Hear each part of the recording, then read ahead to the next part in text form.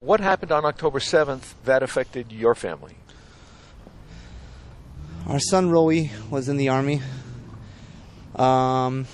He was in Golani. How old? He was 21 years old. He was in the Golani Brigade, 13th Platoon. Gdud 13, it's called in Hebrew. Okay, he was at the Erez crossing. He was a master sergeant. They were at the Erez crossing.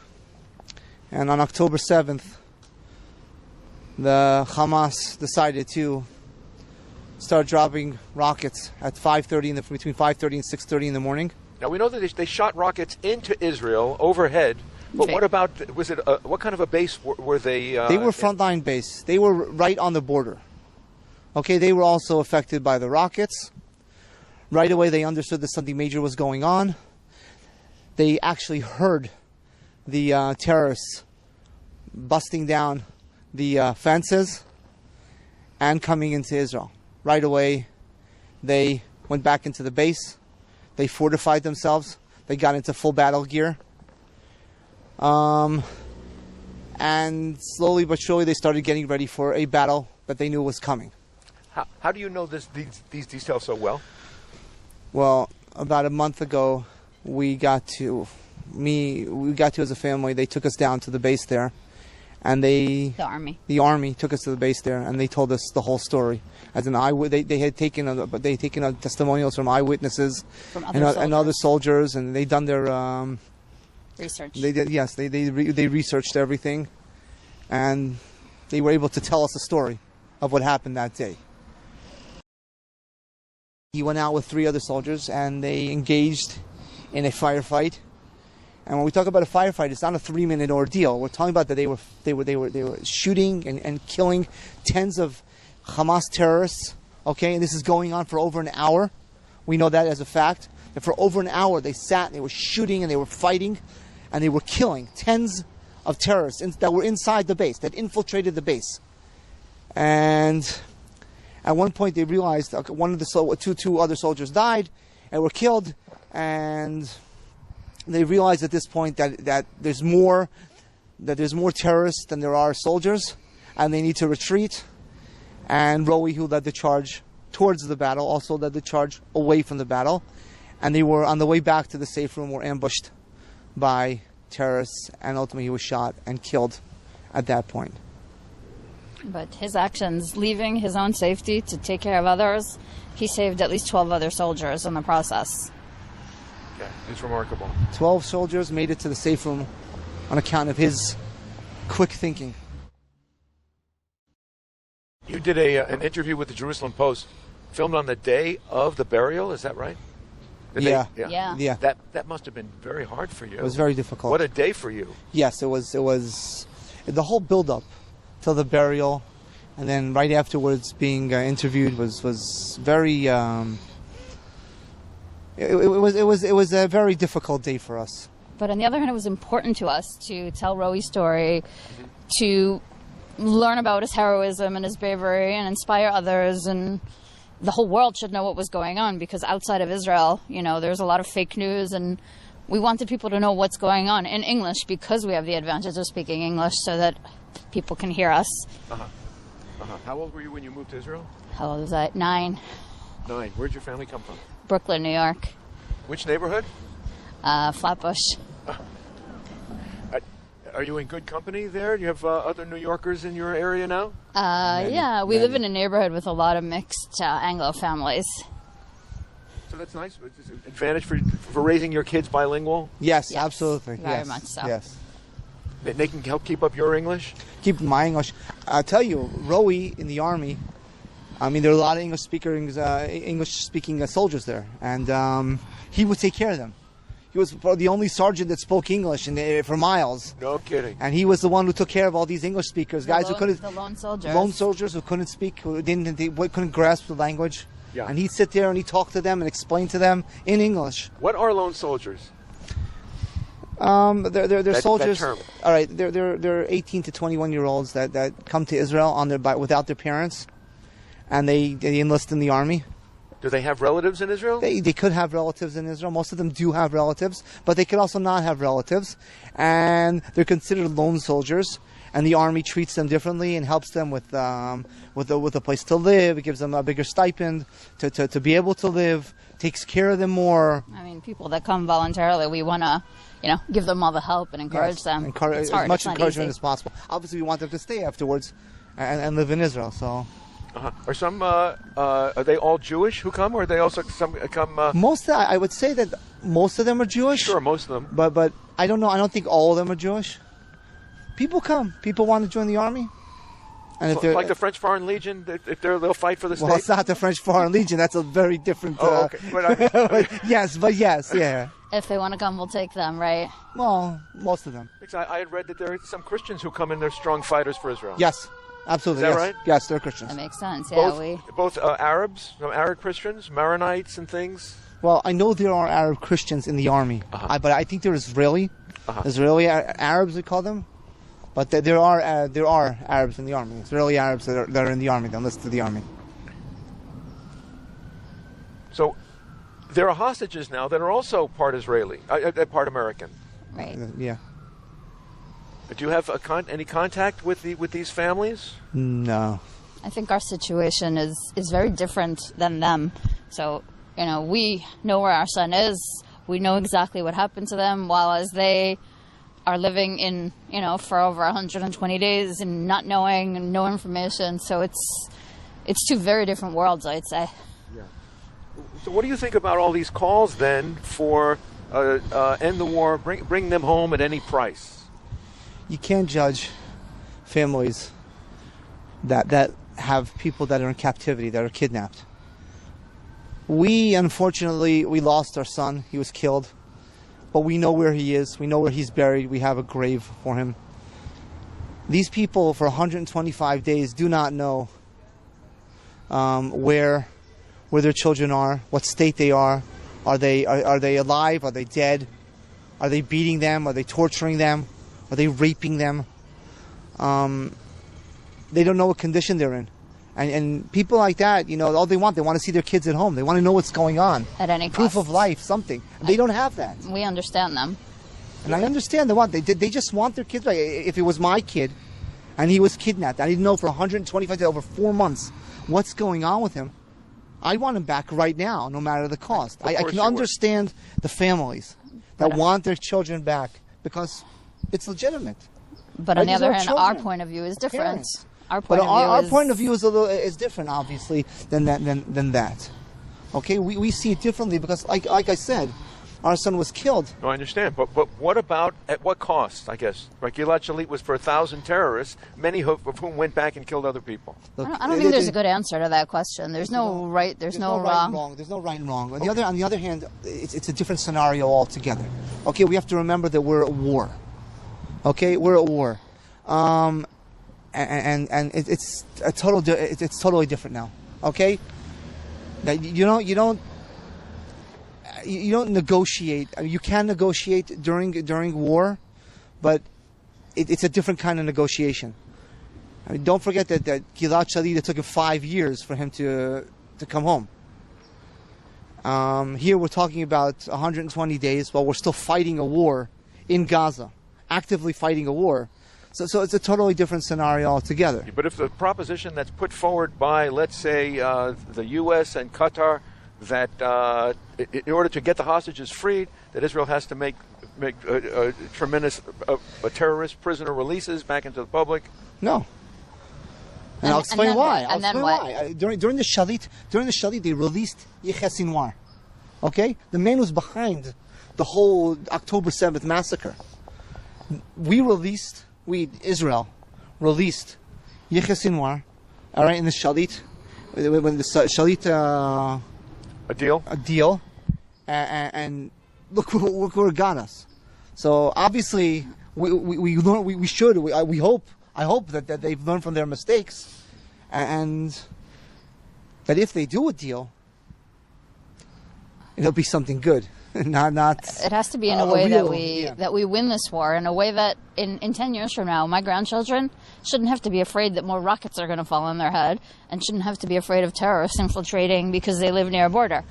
We have to win for real. Otherwise, there was no point in all the losses that we just had if we don't get some deterrence. So the whole world should know that this is Israel, this is our right, this is where we live, and we have to do it the right way and not just give up in the middle. Well, that's the name of the game, deterrence. Deterrence. Deterrence. Okay? It can't be that they did what they did and they get away with it. And that's the bottom line. There has to be deterrence. And the world has to know. The world has to know exactly what happened here and who's at fault. And by that you mean they have to win the war. They have to annihilate. It wasn't a war that we started. Hamas. We didn't start the war.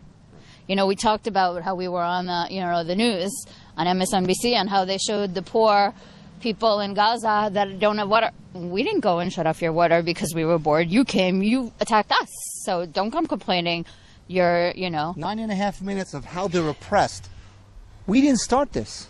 We didn't want this. Nobody wanted this. My son didn't want this. Okay? He went to the army. He was supposed to finish. He was supposed to be home now. Okay? He was supposed to be finished with the army now. Okay, February of 2024, he was supposed to be finishing the army. And now he's dead. And he didn't want this. He wanted to finish his active army duty and go on with his life. The fact that they didn't just start a war with soldiers. They kidnapped babies and children and grandmothers. That is not normal war. That is pure evil. Atrocities. It's Absolutely. pure evil. There was a lot of saying that Hamas is like ISIS. The world realized how bad ISIS is. The world needs to realize that Hamas is no better. And it can't be that we're watching news channels that don't get the full picture. What does this say about the enemy? When people are talking about a Palestinian state they should establish, what does it say about the nature of the Palestinians as they've been bred to? Are they bred just to get a safe border around Yesha? I think that if you interpret this war, you realize the bottom line. We're talking about a religious war. Okay, about religion. That it doesn't matter. It doesn't matter how much money we'll give them, and we help them rebuild. Or we try to do things for them, and that's what we've been doing for many years now. We've been giving them. We're still giving them money, and we're giving them supplies and aid, and we're trying to re-educate them. Bottom line, they're only interested in one thing: converting everybody to Islam and living by Sharia law. Yeah. And that's it. And if you either you're with us or against us, and if you're against us, then you're dead. That's what that's what they believe in, and I think that is what we've learned from this war. There were many people down south who were helping the citizens of Gaza. They would go to them, they would help them out, they would take them to hospitals, they would send them food, and they were slaughtered also. They didn't differentiate. They didn't make a difference. They came into these people's houses and they killed them and raped the women. Okay. And kidnapped others and decapitated babies. Absolutely, and you know what? That's not war. That's not peacemakers. No, that's something that is deep rooted within their education or their beliefs or their core being. I don't know, but that's what it is. Yeah. So what are the prospects of being safe with a Palestinian state alongside a border on the ground, paper border? Or a fence? It would have to be done very carefully. I don't think there's going to be a Palestinian state that quickly, that soon. Okay, I don't see it happening.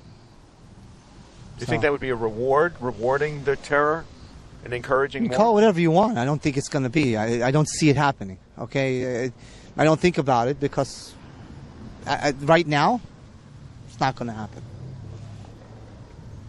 Are the Palestinians interested?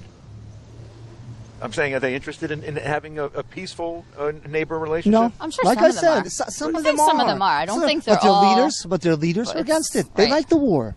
They prosper with the war. Kleptocrats? Absolutely. I also think part of this battle is besides the media battle, is also the financial battle. Somebody is financing all of this. You don't get a million rockets for free. And I think that's another attack that should be done is besides the media, go after their finances and find out who's funding all this and stop the money, which will stop the war also. Well, many of the countries UN countries have been funding Palestinians, including the U.S. Yeah. Exactly. That's a big part of the problem. So not only are they funneling money to something, but I don't know if they realize what they're funneling money for. Like, do they know what their money is going for? To murder people, to kidnap babies? It's not a few soldiers across a border. Yeah. And I think that's not coming across. And or I don't know who would give money to such a thing. But what do you think about how the Israeli defense against Hamas now is being turned around to vilify the Jewish state and Jews in the diaspora for what the IDF has to do to keep the border safe? What do you think about the demonization, how it's being turned around? I don't have a good answer to that one. when you we're travel, we're not political people, you know what I mean? We're just normal everyday Jews living our lives, and until this happens, Jews and Israelis living in Israel. Living our lives, not looking, work, you know, sending our kids to school, mandatory army service, and all of a sudden this happens, and you're sucked into this thing, and it's just it wasn't us. We were simple people at the end of the day. We didn't think about politics. Okay, we went once. Well, we're supposed to go once every 4 years to elect the government, and it's been a couple of times ever since. But that's who we are. You go with what you believe, and you vote, and you hope that the government does a good job and makes the right decisions. And now this happens, and we find ourselves in chaos. here, yeah. But the idea that, do you travel on Israeli passports? Absolutely. So the notion that there's a stigma created by the media in their depiction that people seem to have forgotten the inciting incident. Well, that's why it's one of the reasons why we've become speakers, because as I said beforehand, you wouldn't catch me in front of any kind of camera, and that's why I'm sitting here talking, because I want people to know exactly what's going on, and that the news is warping it. You know, people need to be fully aware of what's going on. The everyday lives of people in Israel, the everyday lives of people who were living for the past 10 years in a place where rockets could just randomly fall on their heads. What other country would tolerate such a thing? You listen to these people, and they tell you, they said Gan Eden, you know, Garden of Eden, wonderful place. Referring to where? To the south. To the south of Israel. What a wonderful place to live. Even my son, who was down there doing his army service, you see, he comes up and says, Abba, I want to live down south when I finish the army. It's just so quiet here, and so laid back, and so nice. And I remember listening to an interview for somebody there, who they bought a house in down south, okay, on the border. And they said, okay, it was beautiful. It's a beautiful place and quiet and laid back. They said, so here and there a rocket falls on you. What do you mean a rocket falls on you once in a while? That's not normal. So we go into our safe room, and then the army does something, and it goes back to being paradise. We've let it be that way for too long, and it's time that we don't tolerate that anymore. Stop. Because this leads to what happened to us on October 7th. Excuse me, what needs to stop? Rockets falling on us. Okay? Yeah. You can't tolerate anything. Okay? We tolerated the rockets. Every once in a while a rocket falls. Oh, they shoot. Okay, so we shoot back. We ruin this building, that building, and it gets quiet again, and paradise again. And then a couple months later, we tried a little bit of peace, a little bit of this. It didn't work. It has to stop, and it has to stop now. Everything. No shooting, no playing, no cutting the fence, no shooting a rocket by mistake. Oh, it wasn't us. Oh, it was a misfire. There's no such thing as a misfire. Okay? Nothing. It has to be zero. Quiet.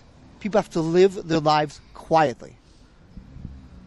And in order to do that, if it involves Israel occupying or annexing, they're not going to occupy. They're not going to. I don't see that happening. Okay. I don't think we know the right answer, though. I don't see. We don't know the right answer. We have to trust our government. Absolutely. But I don't see that happening. I see that. I think right now we're working on deterrence. Okay. I think that's the word, and we have to work on that and make sure that. And I don't know exactly the answer of what should be done, but it should be finished. Once and for all, this should be the last war, and we should be able to live in peace. And like Naomi said, in 10 years, our grandchildren, hopefully we'll have many of them by then, that they should be able to live quietly, go tour the south and go tour in the north and go tour in Judea and Samaria, and not have to worry They should be able to live their lives. live their lives, 100%. All the soldiers that died, okay, not just our son. There had to be a reason for it, and if one of the reasons is that we win in the media, that we win in the public, I don't know what the solution is to the winning, but that we win, then it won't be that they died for nothing. Absolutely. When your parents left, did you meet in America? No. You met in Israel Yes. as Anglo-Israelis. Yeah. Yeah.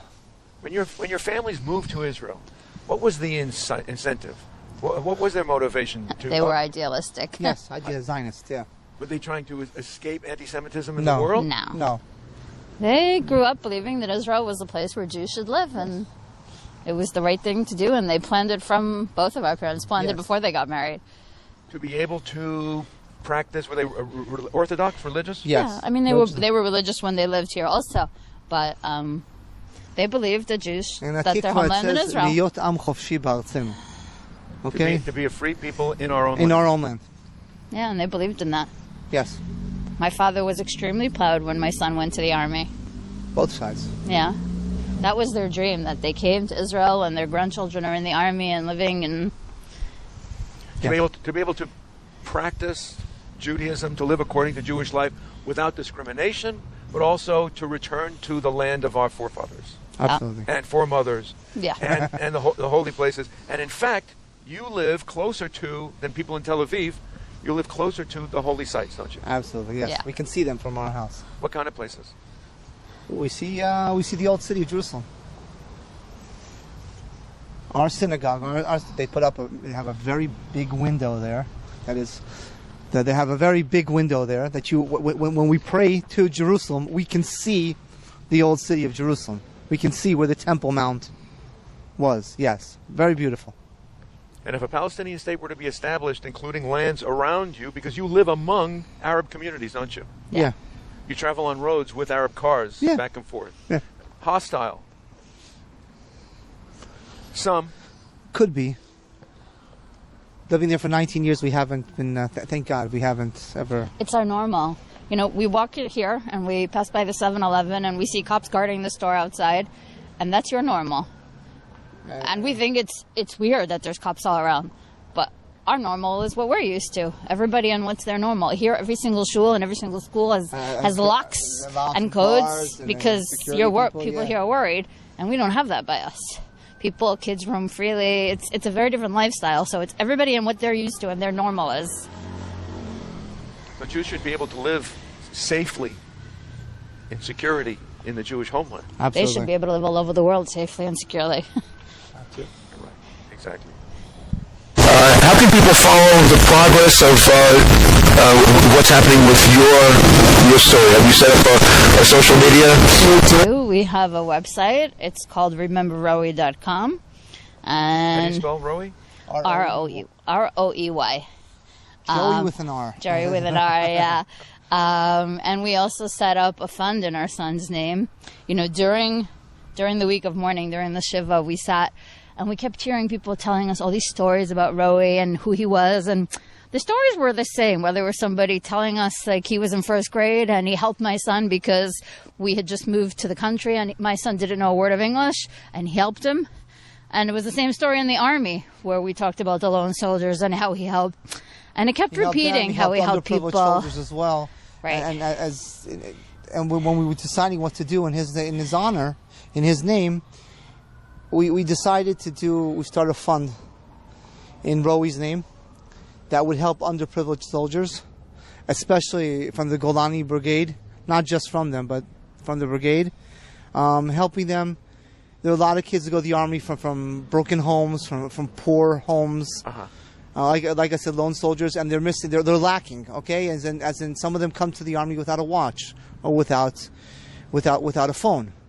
Okay, without the right kind of clothes. Okay, you need warm clothing, thermal clothing, and they don't have that. And the idea is to help them, is to be in touch with the right people, and to figure out who is lacking, and to help them, to buy them the said watch or a phone or a pair of sneakers. Or thermal undershirts if they need, because they're going to cold places. Uh-huh. But to make sure, Roey was very big on justice. Everybody had to be equal. And that's what we're going to do. That's his legacy, and That's how we're keeping his memory alive. absolutely. So you can read more about it at our website, and we'll send you a link that you can add.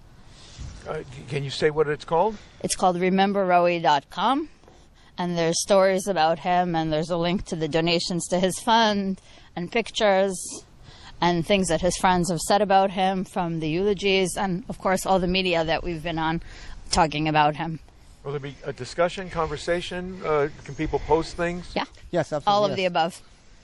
We welcome any comments and stories about him, of course. Thank you so much for speaking. We hope you have a safe trip back. Thank you. Thank you. You were here visiting on a medical necessity, Yes. and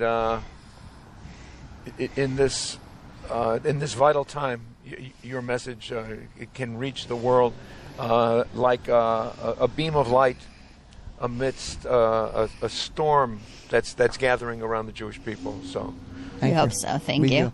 appreciate your role.